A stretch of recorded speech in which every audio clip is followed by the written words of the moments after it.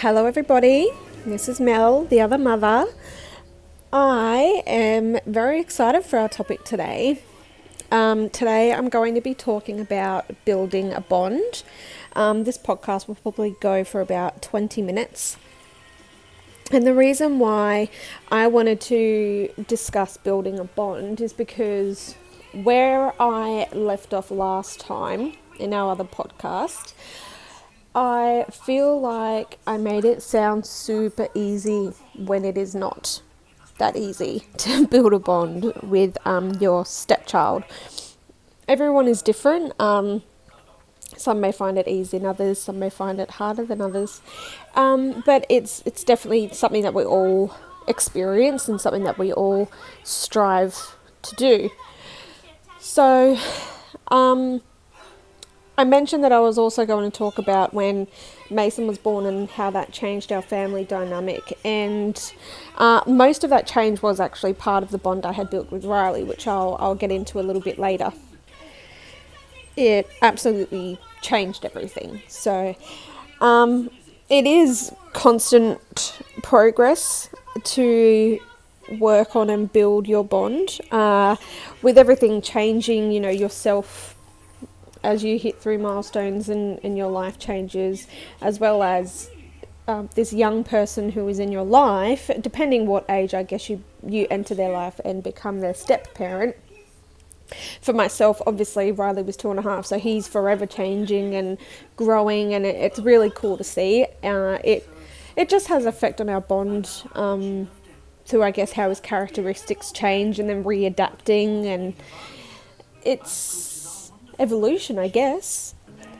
So before Mason was born, I thought I had a really, really good bond with Riley, and I still think it was great. We had a really good time. I would spend a lot of time with him, either one-on-one or with my husband Cameron, and I felt like I had a maternal instinct. When he hurt, I was hurt. When he was having nightmares, I just felt really bad for him.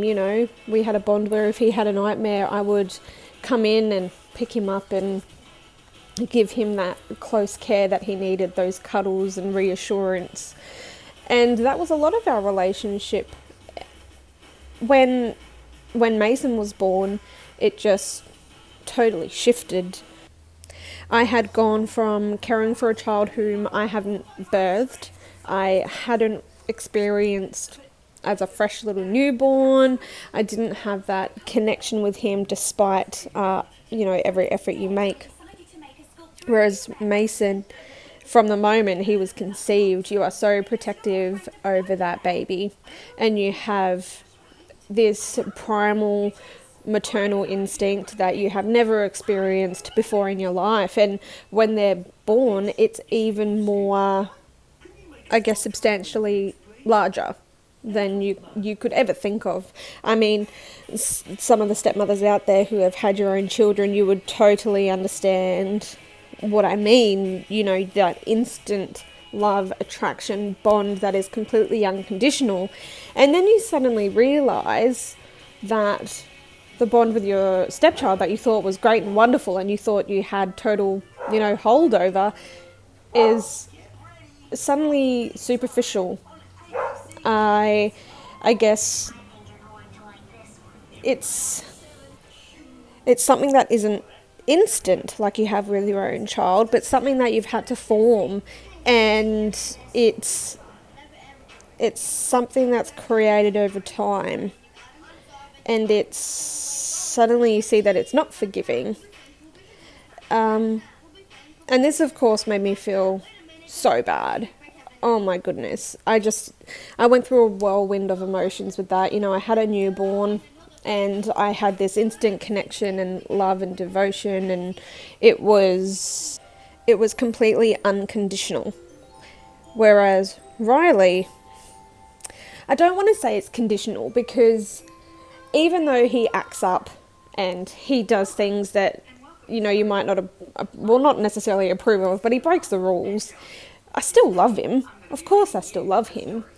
But I guess it's the tolerance level, and it would be easier for me to be more forgiving of my own child than it is of my stepson.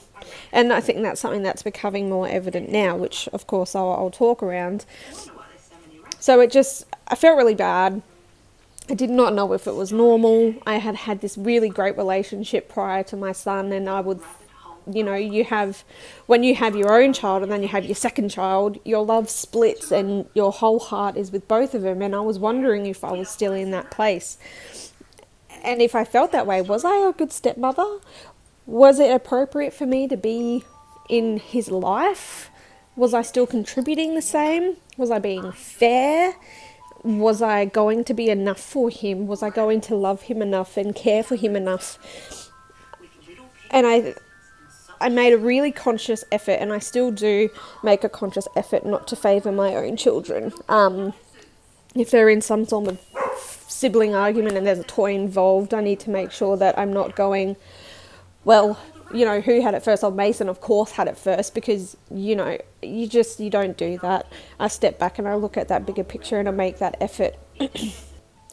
As we do when we're in times of, times where we're not sure of things and we're confused and we feel a little bit lost, we jump online or read some books, and that's definitely me, and I love to gather the information, and I love to be filled with knowledge.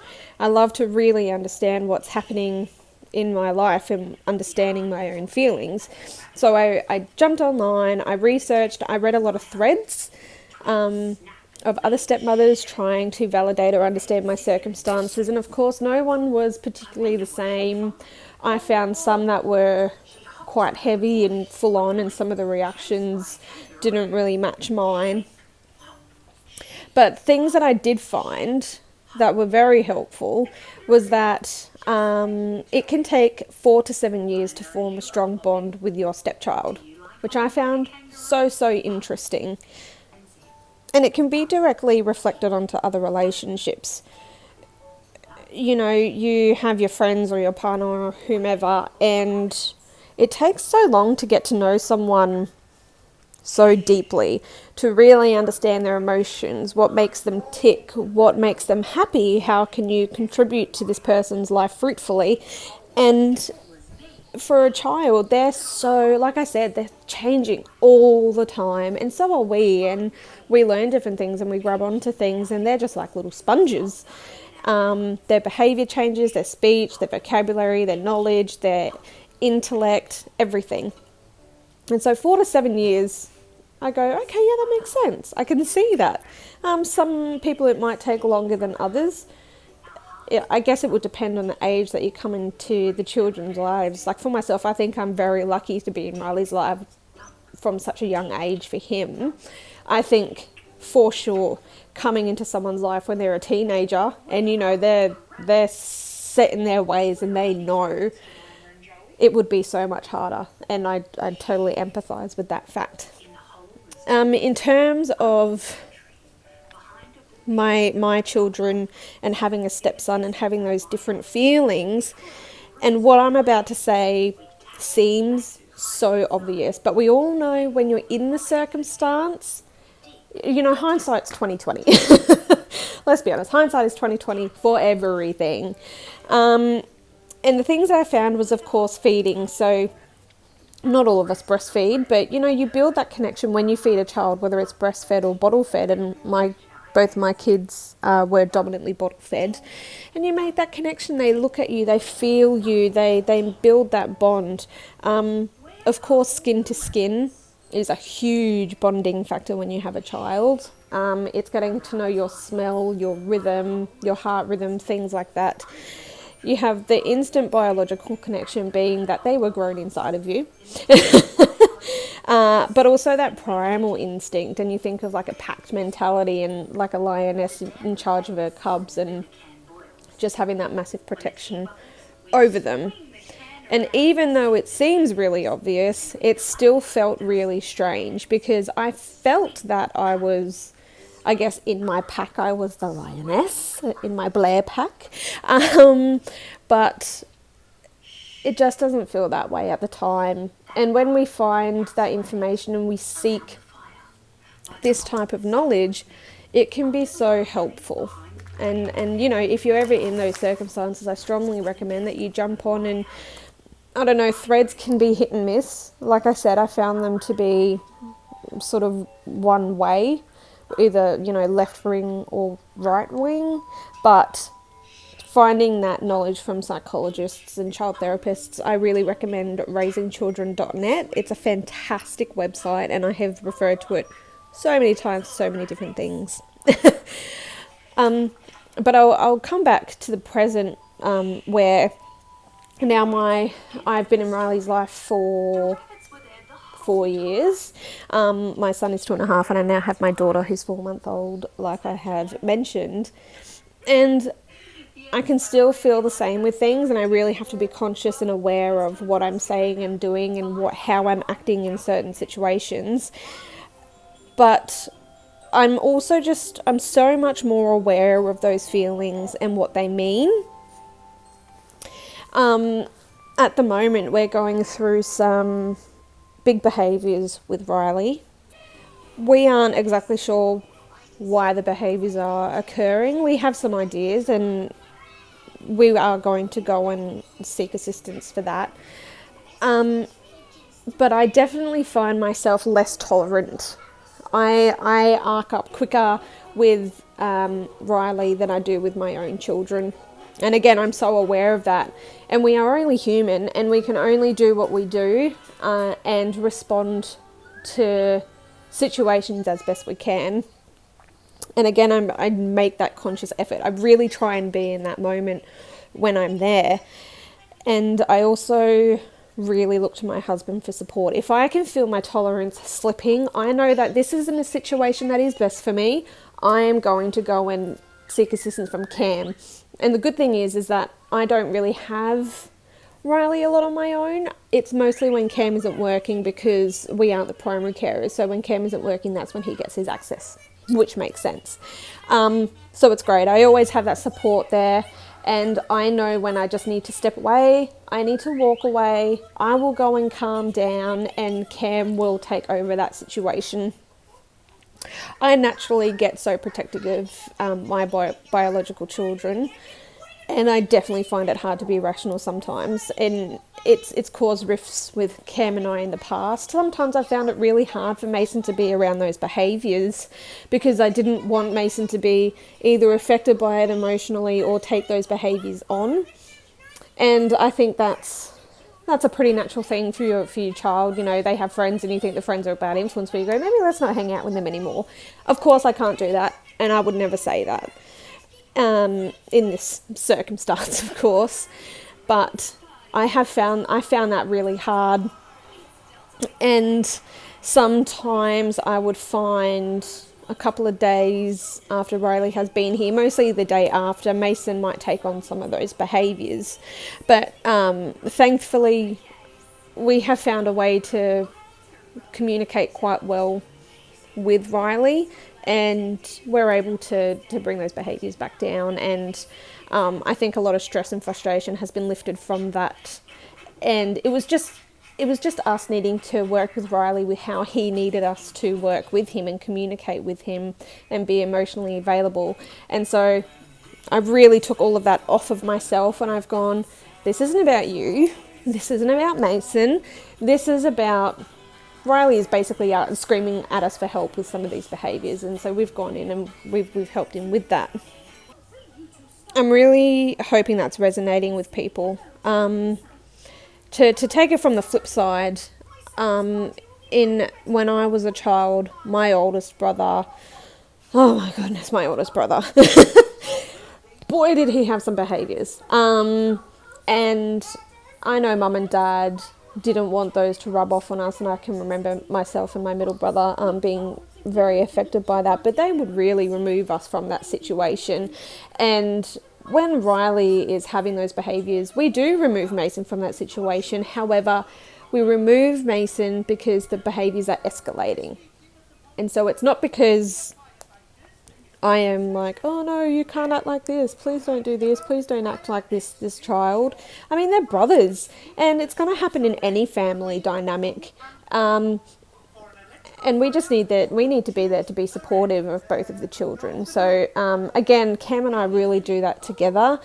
I think about, how I'm responding to the situation and, take those steps forward. Some of the things that I do for, I guess, not only coping mechanisms, but to be effective in the situation where I'm building a bond, where I have that feeling of difference with my biological children and Riley. I have set expectations with Cameron in my role and how I respond to things as a step parent, and really get that co-parenting happening, I guess.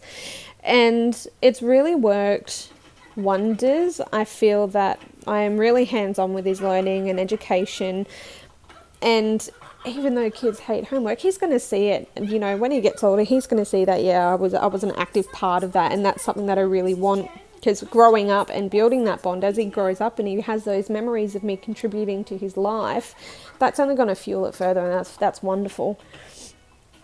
I really think about what my values, morals, and my own ethics are, and I really stay true to that, and I stay constant. Sometimes the co-parenting can affect that, which I'll talk about in another episode, but from what I think, mine are quite positive, and I bring that into every situation. And at the end of the day, this is our family under our house, and I try and bring that together. And I really am open with Cam about the difficulties, and if I need help or some time away from a situation, because I know that if I respond to something negatively, our bond can be affected so quickly. And Riley knows I'm not his biological mother, and he knows I am Mason and Charlotte's biological mother, and I don't want him to be able to sense if there's that difference. Kids know everything. They can sense everything, and I don't want him to think one way or another, because that's not who I am, and that's not how I want to come across. I definitely feel our bond coming back. I can, from when Mason and Charlotte have been born, like I said, with his behaviours and his learning and education, I've been really hands-on with that and really trying to help him emotionally and psychosocially. So I definitely feel really connected to him, and in terms of his behaviours, there is so much less frustration and stress in the house that allows us to have those really nice family times. And I'm also trying to be a bit of an advocate for him as well. Like, I'll be in contact with the school, those little apps that you get, and the school can message you and things like that. And I'll go to his parent-teacher evenings, and I will go to whatever meeting that it may be, if I can get work off, of course, because that's always a headache. But overall, like, it's just not as easy as it sounds, and there's an expectation that we're just going to be able to jump into it and just fly by the seat. What is it? Fly by the coat of our... Nah, I don't know. I don't know what the saying is. But at the end of the day, we wing it, really. We have no idea what we're doing as step parents, and we just really want to try and get the best out of the situation. And I think people misconstrue that. We're not necessarily trying to force our step kids out. We want them to be as blended as possible into our home and into our family. I really hope that this building a bond has opened up some conversation, because I feel like it's a topic I can talk about for a long time, and it's a topic that I can continue to talk about basically monthly or weekly or daily, because everything changes so quickly. But please send me a message or comment, or let me know if you wanted me to talk about something or have any questions, and I'm so ready to open up that communication. In my next episode, I mentioned earlier, I'll talk about it, is compromise and control with co-parenting, and I am no expert. I am only here to simply share my experience. I don't think anyone is an expert in co-parenting with the different dynamics and different characters, I guess, that people have. But I'm going to do a little bit of research on this topic as well, because I am interested right now in the compromise and control. You know, you want to be in control over your own household, but you still need to compromise with that co-parenting, and it can be really difficult. So if you have anything about this podcast or my next podcast that you'd like to talk about, ask questions, please feel free. And I really look forward to hearing from you guys soon. Thank you so much and have a good night.